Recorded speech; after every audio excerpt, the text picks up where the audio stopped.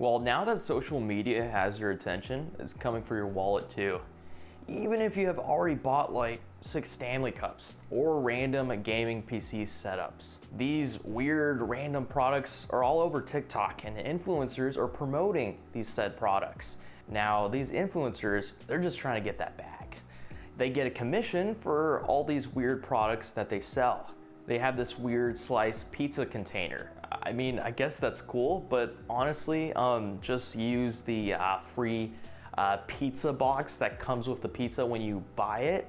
You know, that could save you a good bit of money and it's convenient, but you do you. Now, in this video, I want to highlight some absurd examples of TikTok promoting overconsumption. Let's take a look at how bad this trend has gotten, and finally, let's reflect on how the heck we got here. Before we start the video, please take a quick moment to drop a like, hit that subscribe button. It's free and it keeps you informed.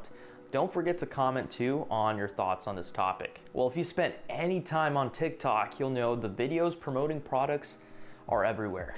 And so many are disguised as normal videos, and then the pitch comes halfway through the video. This product has changed my life. It makes everything so much easier.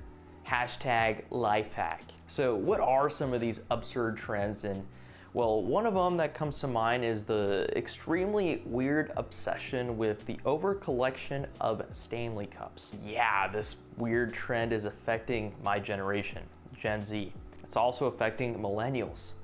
It's spreading like wildfire. Everyone seems to have got bitten by the Stanley bug. Hey, but you know what? I got bit too. I mean, I got a Stanley Cup and honestly, they're actually pretty awesome. Low key, they're pretty convenient and they keep you hydrated. So I'm not dissing anyone who uses a Stanley Cup. There's nothing wrong with that. Now, I do find it strange for those that are collecting Stanley Cups like they're Pokemon cards. And yeah, some might be worth as much as expensive Pokemon cards. After we saw that lady who left a Stanley in her burning car, we saw a flood of new Stanley owners. The hype really had gotten viral. Now, Stanley Cups were already sort of popular before that burning car video, but they really just exploded after that. The Stanley craze spread like a Taylor Swift fever. It was everywhere. We had a wild limited time Stanley Cup being released at Target, and we also had a limited edition Stanley Cup at places like Starbucks. It made it all seem like a giant Squid Game scene. I mean, this is just a metal cup with a straw. It's literally just a different color. That's it. And it's limited edition, I guess. And the sad thing is, I would bet half of those people that were fighting for those Stanley Cups, like the Hunger Games, they were scalpers and they just were gonna sell them on eBay for some profit. And who likes scalpers? I mean, that's a whole video and a whole different topic. So the crazy Stanley craze, that's one example. What's another example? Well, taking 3 hours to take a bath. Yeah. Having multiple shelves dedicated to soaps and creams, you name it, bottle after bottle, plastic and more plastic, chemicals and chemicals galore. Now, unless you came out of the Fallout world or you took a trip in Mad Max, there's no way you need to take a shower for over 3 hours, and there's no way that you should have all those products. On top of that, shampoo, it only lasts like 2 years, like when you open it. So what's the point of having like over 50? I don't know. You even have other trends where they're pouring milk in their bathtub and they're cutting up these like pool noodles. They're making it look like cereal, like they're swimming in a cereal bowl. Yeah, internet is a strange place. Well, another example here is we've seen a strange trend of parents packing their kids' mini fridges with all sorts of beverages like milk or Capri Suns or sodas or you name it. That mini fridge is stacked to the brim, and they're actually filling those mini fridges periodically. So every other day they're repacking and making sure their mini fridges for their kids are restocked. They're treating their little kids like some sort of royalty. It's kind of weird. Now, from these weird mini fridge videos, you even have these tiny little bottles. I honestly thought it was a bottle made for like a rabbit or something, but they're getting pretty popular. I guess you pour in the liquid into this little cup and you have your kids drink it from the mini fridge that you periodically restock. It's quite strange. Now, to me, when I hear about overconsumption on TikTok, I think Gen Z. And why wouldn't you? I mean, TikTok is filled with Gen Z. 60% of TikTok users are Gen Z, and that is no surprise.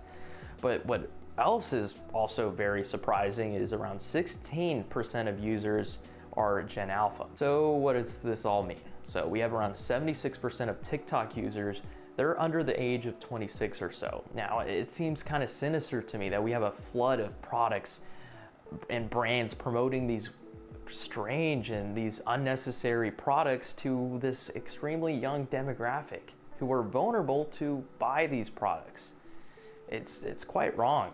So many of these viewers that are seeing all these consumer products aren't even old enough to vote. And why are we showing them all these products? This overabundance of products. Now, why is overconsumption so bad? Well, one of the most obvious reasons is the fact that many of these products are made from very cheap materials like plastics or metals or cotton and other resources that require a lot of labor and transportation. It's leading to a huge rise in carbon emissions, and it's leaving a lot of places around the world unlivable, especially in poorer parts of the world. Now, people usually know that. That is a common thing when it comes to these cheap products.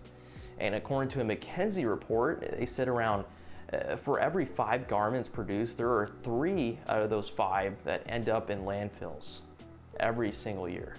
This is the dark underbelly of consumerism. We have known this for decades. But what we're seeing and witnessing firsthand from overconsumption trends on TikTok is something so much worse and evil in my opinion. Remember those stats we shared earlier? Around 76% of TikTok users are Gen Z or Gen Alpha, the most vulnerable generation for mental health challenges. When we have a platform like TikTok promoting products, we create a sense of tribalism. Now, in simple terms, tribalism can be herd mentality or bandwagon appeal. In essence, it creates this world or community where young people feel safe with others who share similar views, in this case, buying all these random products. Tribalism, in my opinion, has normalized the overconsumption of products. I find this a little saddening because there's so many people that won't be able to afford all these products that are on TikTok.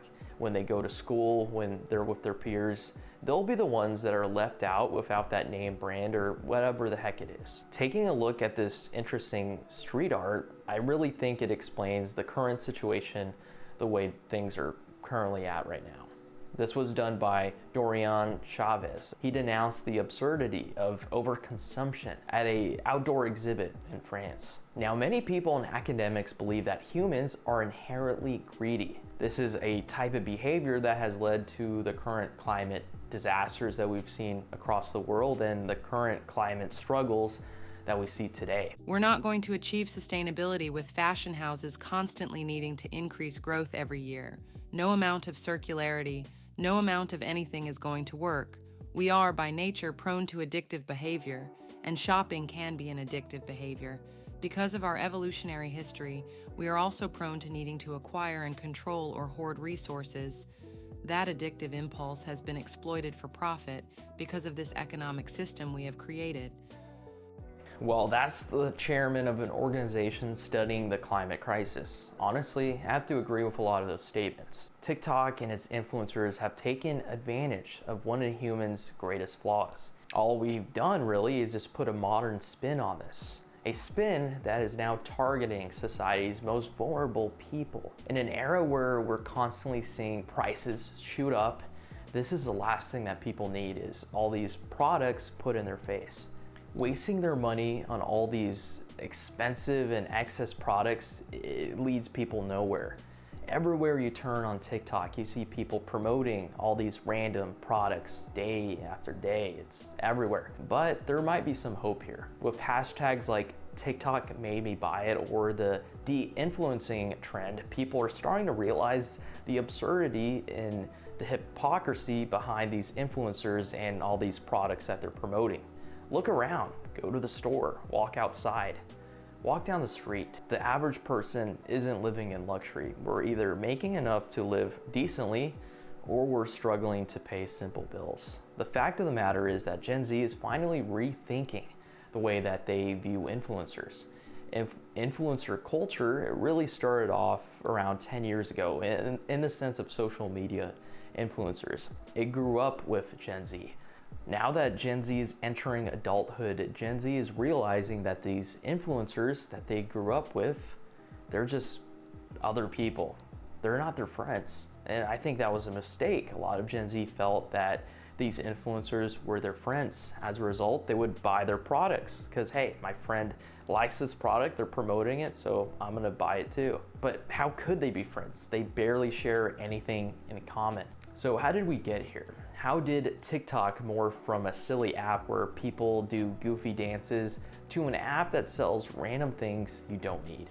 Well, it's important to note that TikTok has a wildly addictive and complicated algorithm. It uses machine learning to basically cater to any viewer's needs. And in my opinion, and the opinion of many experts, this algorithm is so much more complex than that of Facebook's, Instagrams, or Twitter's.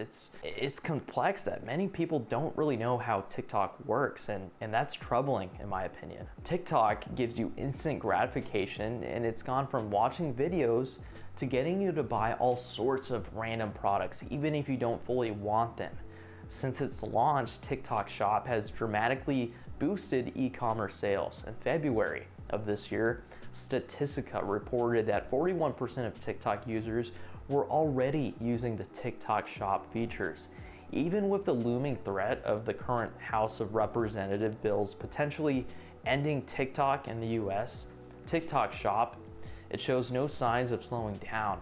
TikTok Shop has made all sorts of moves, and some of these moves being shopping has become more convenient and easy for its users to buy whatever the heck they want. There becomes this feeling of FOMO of people, the fear of missing out. Like they will be missing out if they don't buy this random and weird product that their influencers are promoting. TikTok takes advantage of that FOMO and it promotes that same content to you over and over again, reminding you of your FOMO.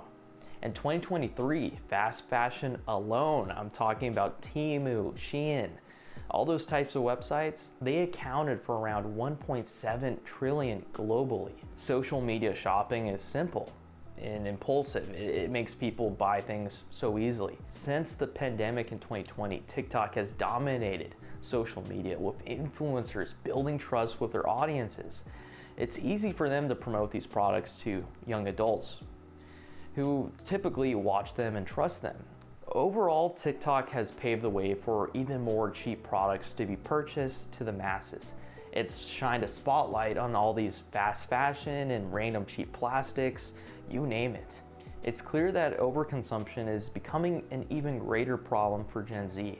It will be an even greater issue for Gen Alpha in the coming years. When buying products online, I feel like it's important to be self-aware. If you really need that product, then buy it. If you don't need that product, then skip it. There's going to be plenty of other random products that you'll come across. You honestly cannot buy all of them. It's important to take a look at what other generations are doing and how they got there, how these problems are manifesting themselves and ways that we can solve them. Well guys, I hope you enjoyed this video. Let me know your opinion on this TikTok overconsumption trend. Hit the like button and hit the subscribe button. Like always, we'll be back with another video next week. Stay informed out there.